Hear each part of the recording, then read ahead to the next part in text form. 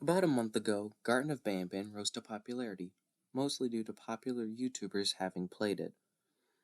Each and every one of them who played it, or at least from what I saw, praised it and called it the next Poppy Playtime, or that Poppy Playtime had serious competition.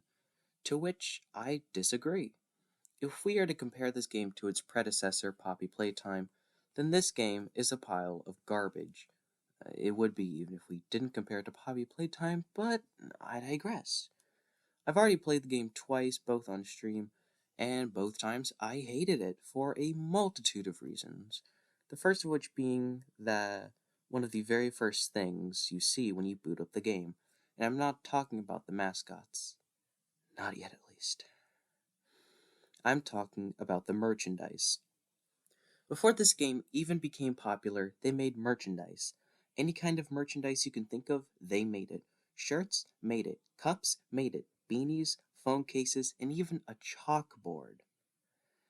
If they had waited until the game became popular, I wouldn't care, but having all this merch being released alongside the game itself just makes the whole thing seem like a cash grab, which, who knows, maybe it is.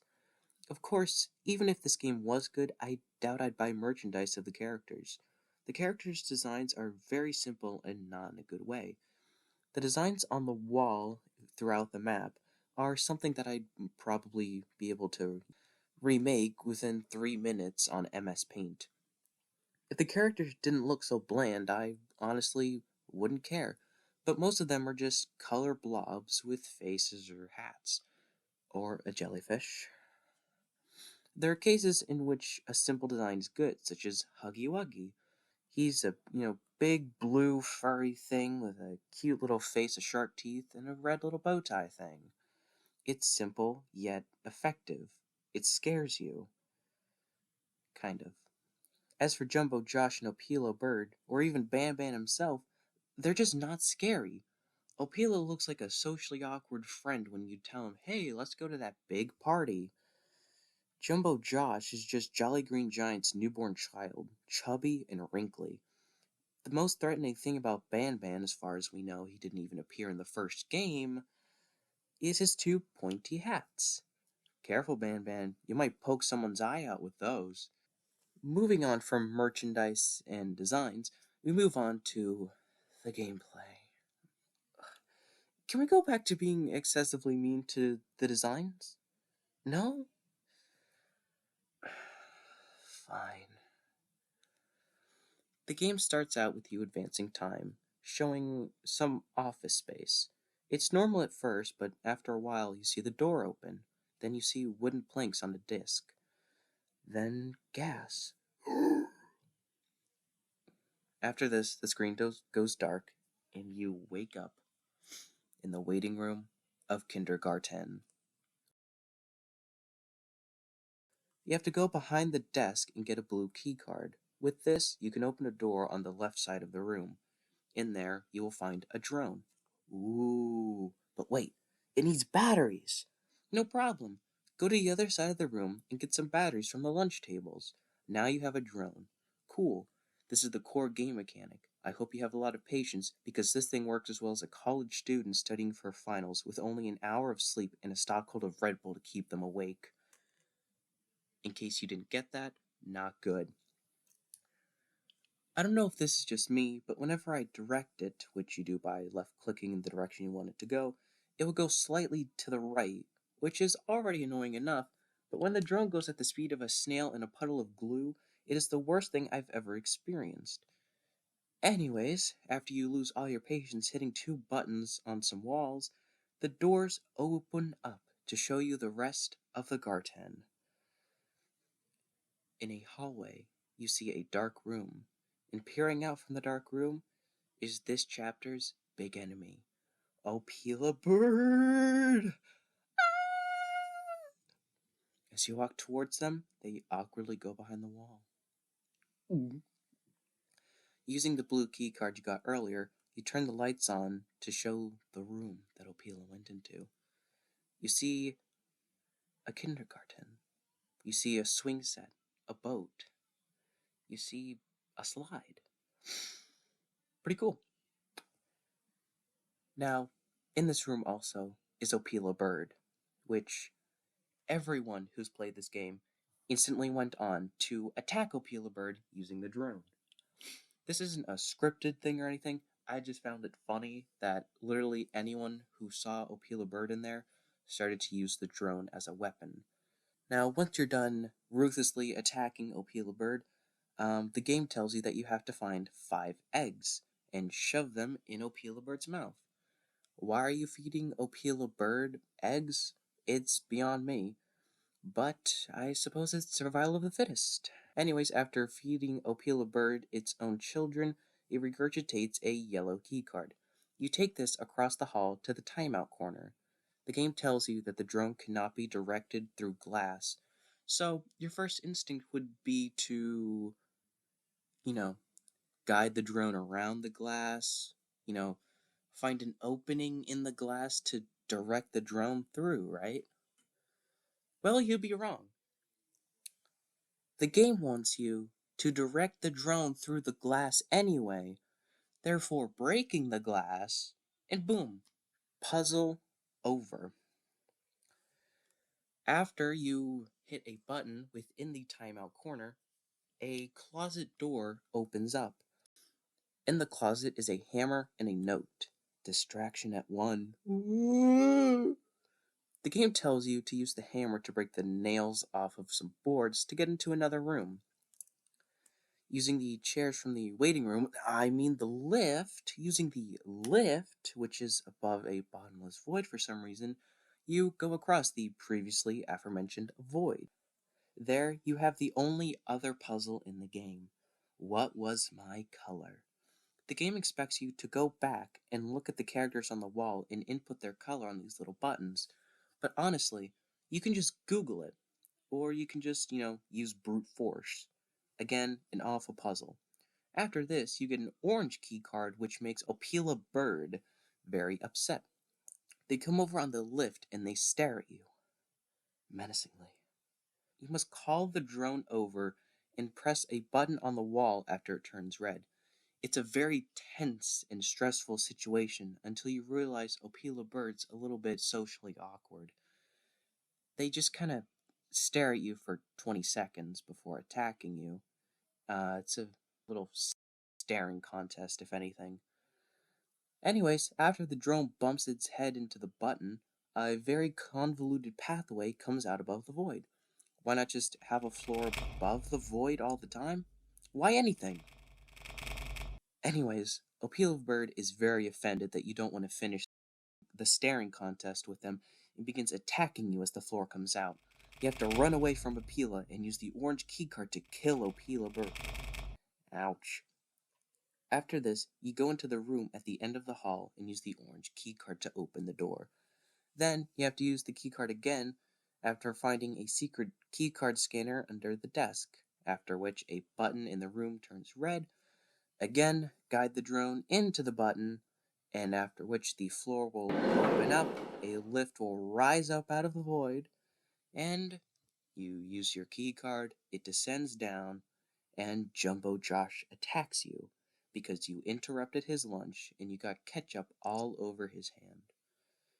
The lift tumbles around, and this chapter of the game ends. It's an incredibly short game, but I honestly don't care. Most of my issues come from the game itself, from the puzzles to the mechanics, and there's just so many things in the game that are just... why? Why do I need the drone? It does the same thing as pressing a button. Why not just have me, look for buttons in the rooms that are hidden behind a desk or something? It would probably be even better than telling the drone, "Hey, drone, go over there." Even when it seems like the drone is a cool addition, such as having to guide it through the glass, all you have to do is break the glass. Also, why is there a giant pit in a kindergarten? Why not just put a floor over it? From a game standpoint, it's whatever, And I get it.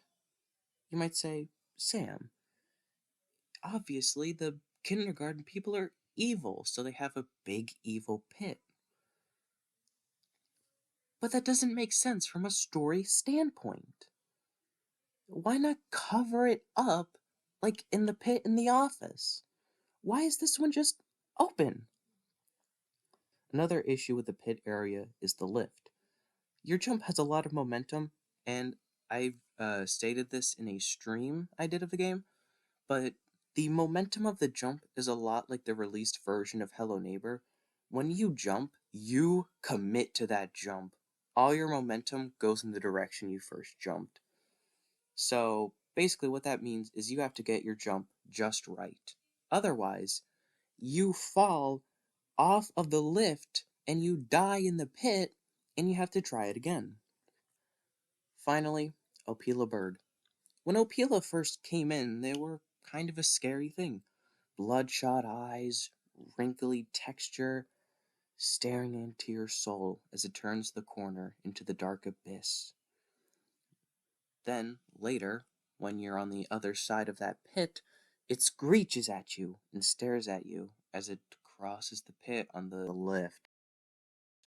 They definitely didn't reuse assets. The first time I saw this, I honestly was really scared.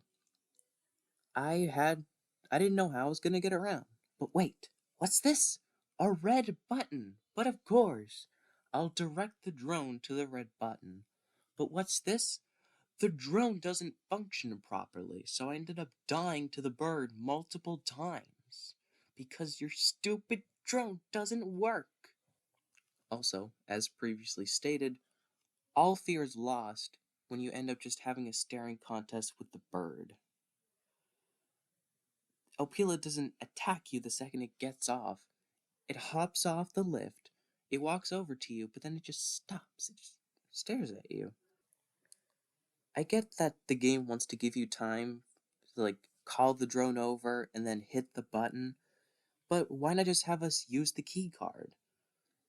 They did that when you have to first call it over to get across the pit. Why not just have that on the other side as well?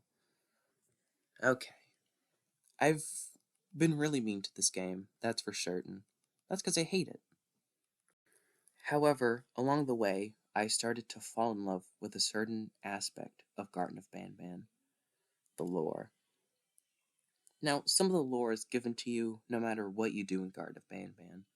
A note by the drone, the whole note in the closet. There's a note on the other side of the pit, and there's also a passport with a QR code in the office. What's fun about the lore, however, is there are secret things you can get for extra lore. If you cross the pit and then grab a secret 6th egg, you get a purple key card. This grants you access to an extra room in the hallway. It is in fact the very same room that you saw at the beginning of the game during that weird time skip sequence thing. It's a nice touch because it's like, hey, it's that room. But it's an even nicer touch when you find another passport on a desk. You get more names for characters, more locations, overall, more lore. But one of the coolest parts of Garten of Ban Ban is the usage of the QR codes.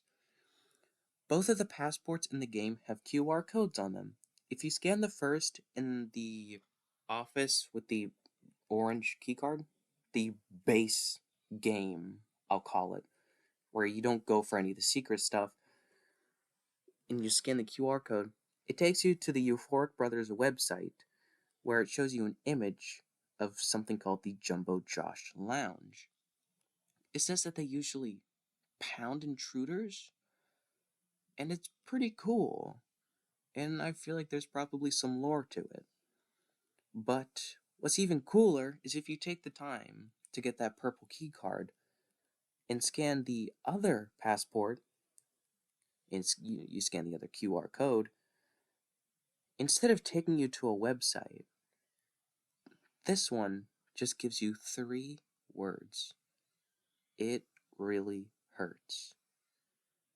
This is an incredible way of giving committed players secret lore, and I honestly love it so much. But another cool way that Garten of Ban Ban hides lore is that after completing a certain amount of the game, if you go back to that first area with the cafeteria where you get the batteries, there will be a tape recording for you to listen. Also, on the table where this tape recording is, there'll be writing for you with an arrow pointing to the tape. If you play it, you hear children laughing and talking to each other. Then you hear something crashing, something loud, and you hear the children screaming in fear, followed by nothing. Games usually go for just being really cryptic with their lore, if anything. They don't really do, QR codes or anything. I hate 61% of this game. But the other 39% of this game, the lore, especially the secret lore, the way they hide it, I absolutely love it. Would I like it if the game, looked better and if the puzzles were actually puzzles? Yes. But when it comes down to it, the parts that I like, the lore, I love it. In conclusion, Garten of Ban Ban is a bad game? A great game? To be honest, I'm not entirely sure. There are things that the game can improve on for sure, but when it comes down to it, hook, line, and sinker. Don't be surprised if I start going full game theory with Garten of Ban Ban with the lore in the future. I suppose most of the hate came from YouTubers hyping it up in their thumbnails and the titles, to which many were disappointed by what they saw in the videos, myself included. But again, while there's things to hate about this game, there's things about this game that I just absolutely love, and that goes for everything. If there's something you like it. I don't care. Who cares? You like it, and that's what matters.